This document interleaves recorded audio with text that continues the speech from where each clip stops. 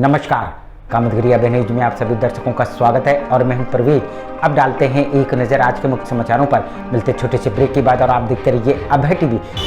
एक यादव बिरादरी का था, छोटू नाम से है, कुंज गोपाल, दूसरे नंबर में था वो। हमने 113 वोट से जीते। ग्राम वासियों को संदेश ये देना चाहते हैं, जो 20 साल 25 साल में पहले काम नहीं हुआ है वो काम करेंगे, जो काम कभी अभी तक हो नहीं पाए। जैसे हमारे यहाँ नदी है, वहाँ घाट नहीं है, नदी की रास्ता बिल्कुल नहीं है, एक नाला वहाँ बनने लायक है। अगर सब लोगों का सहयोग मिलेगा तो वो काम करना। जैसे नाली है, रोड है, गरीबों की अलग से मदद करते हैं हम। अभी हम चुनाव, हमको शपथ ग्रहण नहीं हुआ, लेकिन लोगों के लिए सब्जी का पैसा हमने 5000 रुपये पर लड़कियों की शादी में दिया है। 8 लोगों का पैसा भी हमने दिया। दूसरे नंबर पर मनती देवी थी, हमने उनको 480 वोटों से हराया है।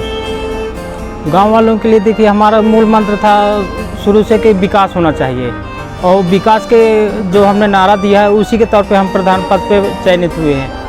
गांव वालों को विकास चाहिए। दूसरी बात, गांव वालों को शिक्षा के लिए भी बेहतर करना चाहते हैं, क्योंकि जो भी सरकारी स्कूल हैं वहाँ शिक्षक आते हैं, सही ढंग से बच्चों के लिए पढ़ाते नहीं हैं, आते हैं समय पास करके वापस चले जाते हैं।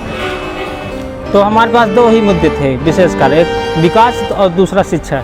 समाचार बुलेटिन में आपका पुनः स्वागत है। अब समाचार विस्तार से।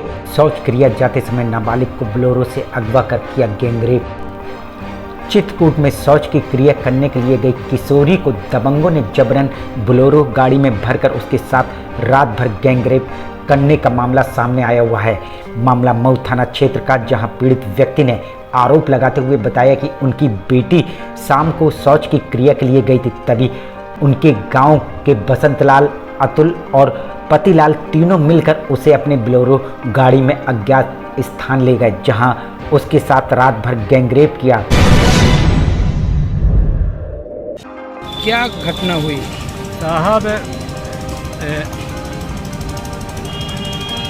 बसंत लाल, अतुल, पतिपाल हमारे लड़की को शाम के 7:30 बजे बोलेरो में ले गए, जबरदस्ती बैठा के बलात्कार किए। जब उसकी बेटी सुबह दबंगों के चुंगल से छूटकर आई तो उसने अपनी आपबीती सुनाई, तो परिजनों के पैरों तले जमीन खिसक गई। पीड़ित किशोरी की आपबीती सुनने के बाद पीड़ित परिजनों ने थाने पहुंचकर न्याय की गुहार लगाई, जिसके बाद पुलिस ने आरोपियों के खिलाफ गंभीर धाराओं में मामला पंजीकृत कर लिया है।